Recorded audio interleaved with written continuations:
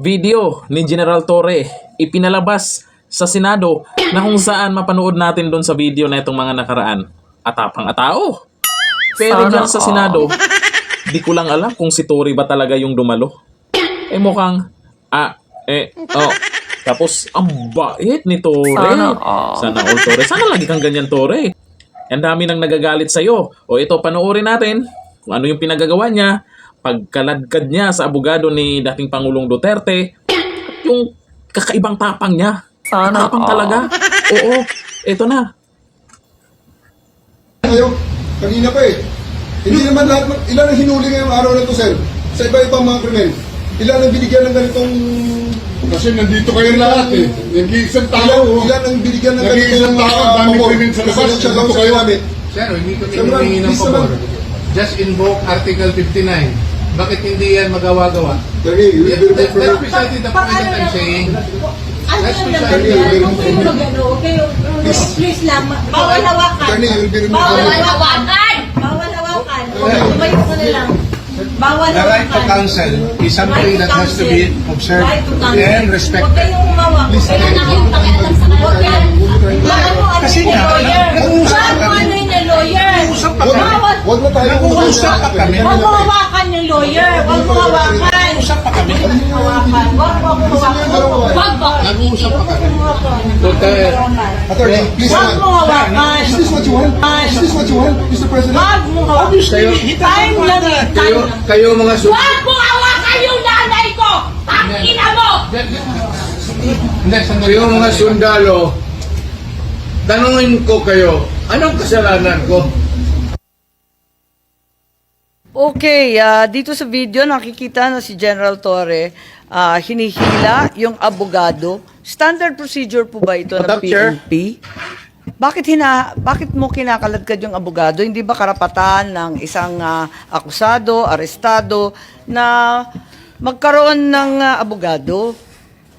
Bakit ayaw ninyong palapitin yung abogado? Gabi na ho yun, ma'am. That's already the time that I'm forcing everyone to board the plane. I'm already forcing the former president to board the plane, ma'am. Tapos na yung napakarami ng optics sa kanilang ginawa dyan, ma'am. And Interesting use po of force. You were forcing them. Yes, So you ma'am. admit you forced them. You I used have violence. to. I have to because they won't go with us voluntarily, ma'am. So I have tried all the lahat ng pakiusap ay Naku, ginawa na General namin buong naman, sa araw. dinami-dami ng pulis, ang tanda-tanda na, may sakit pa. Sa palagay mo, masisindak pa yun. O kaya bang lumaban nun?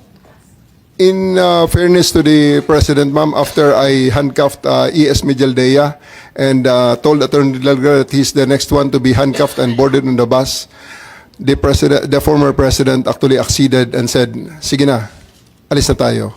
And you saw that on video. Well, It was nakita namin, Romy. di ba, hinihila mo yung upuan. Hindi ba dapat, talagang General Torre, kailangan makinig ka doon sa sinasabi ng abogado?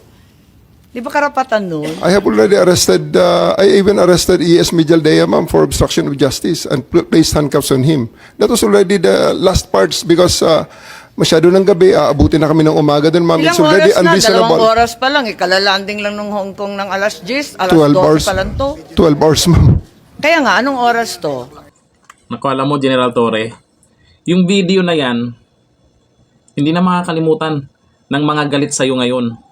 Yung video na yan, isang patunay na may pang-aabuso talaga ang ginawa mo or yung pambabastos sa dating Pangulo ng Pilipinas.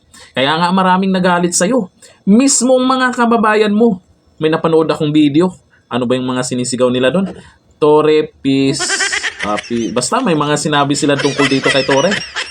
Kasi okay lang naman maging matapang. Pero bakit dyan ay mukha namang mabait ka naman? Oo. Sa tingin nyo, mabait ba talaga ito si Torre? Kasi yun ang, dyan sa Senado, ibang Torre ang napanood ko dyan. Opinion ko yun kung ano yung nakikita ko sa kanya. Ibang Torre ang nakikita ko dyan sa Senado. O, alam natin, marami pong nambabasa kanya ngayon. Siya po yung nakita kung ano yung ginawa niya sa ating dating Pangulong Duterte.